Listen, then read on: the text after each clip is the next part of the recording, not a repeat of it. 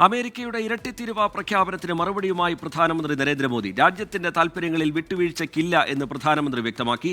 രാജ്യത്തെ കർഷകരുടെ താൽപ്പര്യങ്ങൾക്കാണ് മുൻഗണന, അതിന് വലിയ വില നൽകേണ്ടി വന്നേക്കാമെന്നും പ്രധാനമന്ത്രി പ്രതികരിച്ചു.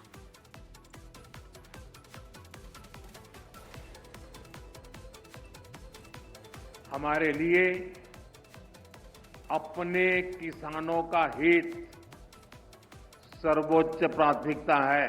भारत अपने किसानों के, पशुपालकों के और मछुआरे भाई बहनों के हितों के साथ कभी भी समझौता नहीं करेगा। और मैं जानता हूं व्यक्तिगत रूप से मुझे बहुत बड़ी कीमत चुकानी पड़ेगी, लेकिन मैं इसके लिए तैयार हूं। मेरे देश के किसानों के लिए, मेरे देश के मछुआरों के लिए, मेरे देश के पशुपालकों के लिए आज भारत तैयार है. വിവരങ്ങളുമായി ന്യൂസ് ഡെസ്കിൽ നിന്ന് ബി ദിലീപ് കുമാറുമൊപ്പം പി ജെയിംസും ചേരും. ആദ്യം ബി ദിലീപ് കുമാറിലേക്കാണ്. ദിലീപ് കുമാർ, ഇന്ത്യക്ക് വലിയ ആഘാതമുണ്ടാക്കുന്ന തീരുമാനമാണ് തീരുവയുടെ കാര്യത്തിൽ ട്രംപിന്റെ ഭാഗത്തു നിന്നുണ്ടായത്. അതിൽ അമേരിക്കയോട് വിട്ടുവീഴ്ച ചെയ്യേണ്ട എന്ന നിലപാടിലേക്ക് ഇന്ത്യ പോവുകയാണോ? പ്രധാനമന്ത്രിയുടെ പ്രതികരണം നൽകുന്ന സൂചന എന്താണ്? ഒപ്പം തന്നെ സമാന്തരമായി ചില നീക്കങ്ങൾ കൂടി ഇന്ത്യ നടത്തുന്ന ഘട്ടത്തിൽ ദിലീപ് കുമാർ. റിജിത്ത്, അധിക തീരുവയുടെ പേരിൽ ഇന്ത്യയെ വരച്ച വരയിൽ നിർത്താമെന്ന അമേരിക്കൻ പ്രസിഡന്റ് ഡൊണാൾഡ് ട്രംപിന്റെ വ്യാമോഹത്തിന് കനത്ത തിരിച്ചടിയാണ് പ്രധാനമന്ത്രി നരേന്ദ്രമോദി നൽകിയിരിക്കുന്നത്. ഡൽഹിയിൽ MS സ്വാമിനാഥൻ ശതാബ്ദി കൗൺസിലിന്റെ പരിപാടിയിൽ പങ്കെടുത്തുകൊണ്ടാണ് പ്രധാനമന്ത്രി ഇന്ത്യൻ നിലപാട് വ്യക്തമാക്കിയത്. രാജ്യ താൽപ്പര്യം, കർഷക താൽപ്പര്യം, അതാണ് ഏറ്റവും പ്രധാനപ്പെട്ട കാര്യം. മത്സ്യത്തൊഴിലാളികളുടെ അടക്കം താൽപ്പര്യം തൻ്റെ മനസ്സിലുണ്ട്. അത് കണക്കിലെടുത്ത് മാത്രമേ തീരുമാനങ്ങൾ എടുക്കുകയുള്ളൂ. അതിന് ഒരുപക്ഷെ വലിയ വില നൽകേണ്ടി വന്നേക്കാം. പക്ഷേ അത്തരം വില നൽകേണ്ടി വന്നാലും അതിനെ നേരിടുന്നതിന് താനും രാജ്യവും സന്നദ്ധമാണ് എന്ന കാര്യമാണ് പ്രധാനമന്ത്രി നരേന്ദ്രമോദി വ്യക്തമാക്കിയിരിക്കുന്നത്. അതോടുകൂടി ട്രംപിൻ്റെ ഈ അധിക തീരുവ പ്രഹരത്തിൽ ഇന്ത്യ വഴങ്ങില്ല എന്ന കാര്യം ഏറെക്കുറെ ഉറപ്പായിരിക്കുകയാണ്. മാത്രമല്ല, മറ്റു നിരവധി നടപടികൾ ഇന്ത്യ ആലോചിക്കുന്നുമുണ്ട്. ഇന്ത്യയെ സംബന്ധിച്ച് കയറ്റുമതി രംഗത്ത് ചില തിരിച്ചടി നേരിടുമെന്നത് വസ്തുതയാണ്. പ്രത്യേകിച്ച് തുണിത്തരങ്ങൾ, തുകലുൽപ്പന്നങ്ങൾ, ആഭരണങ്ങൾ തുടങ്ങിയവയുടെ കയറ്റുമതിയുമായി ബന്ധപ്പെട്ട്, അതുപോലെ ഫാർമ കയറ്റുമതി, ഇതൊക്കെയുമായി ബന്ധപ്പെട്ടുകൊണ്ട് ചില തിരിച്ചടി നേരിടും. എങ്കിലും അതിനെ നേരിടാൻ രാജ്യം തയ്യാറെടുക്കുകയാണെന്നതിൻ്റെ സൂചനയാണ് പ്രധാനമന്ത്രിയുടെ വാക്കുകളിൽ നിന്ന് വ്യക്തമാകുന്നത്. 20,000 കോടി രൂപയുടെ പാക്കേജ് കയറ്റുമതി മേഖലയ്ക്കായി ഉടൻ തന്നെ പ്രഖ്യാപിക്കുമെന്ന സൂചനകളുണ്ട്. പക്ഷേ ഇക്കാര്യത്തിൽ ഇനിയും സ്ഥിരീകരണം വരേണ്ടിയിരിക്കുന്നു.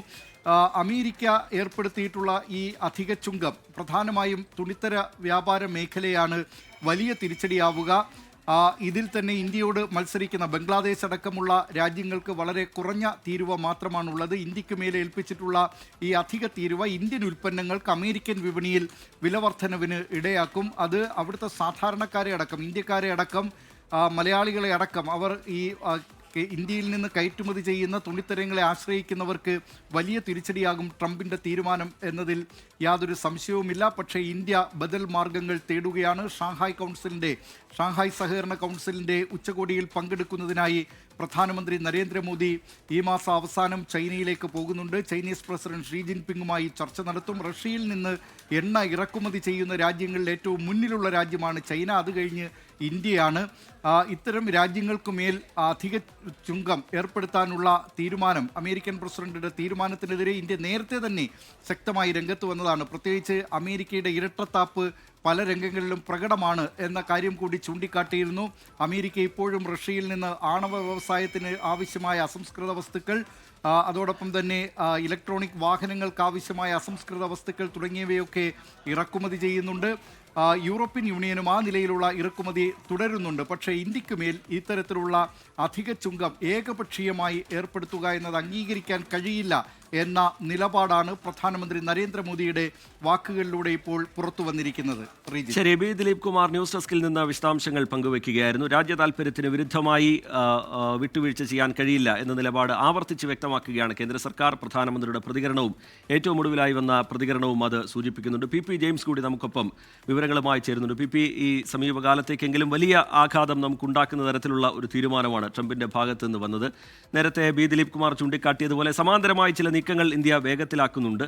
അത് ഈ പ്രശ്നത്തിന് ഇപ്പോൾ രൂപപ്പെട്ടിരിക്കുന്ന പ്രതിസന്ധിക്ക് എത്രത്തോളം പരിഹാരം ഉണ്ടാക്കും? പ്രധാനമന്ത്രിയുടെ ചൈനീസ് സന്ദർശനം പ്രധാനമാണ്. റഷ്യയിൽ നിന്ന് എണ്ണ വാങ്ങും എന്നുള്ള ഇന്ത്യയുടെ നിലപാട് ഇന്ത്യ വ്യക്തമാക്കി കഴിഞ്ഞു. ഇതിനിടയിൽ നടക്കുന്ന ഈ നീക്കങ്ങളെ എങ്ങനെയാണ് കാണേണ്ടത് പി ജെയിംസ്? അതിശക്തമായിട്ടുള്ള ഒരു നിലപാടിലേക്ക് ഇന്ത്യ പോകുന്നതായിട്ടാണ് റീജിത്തെ മനസ്സിലാക്കേണ്ടത്. പ്രത്യേകിച്ച് 25 വർഷത്തിന് ശേഷം പി ജെയിംസ് ദയവായി തുടരുക.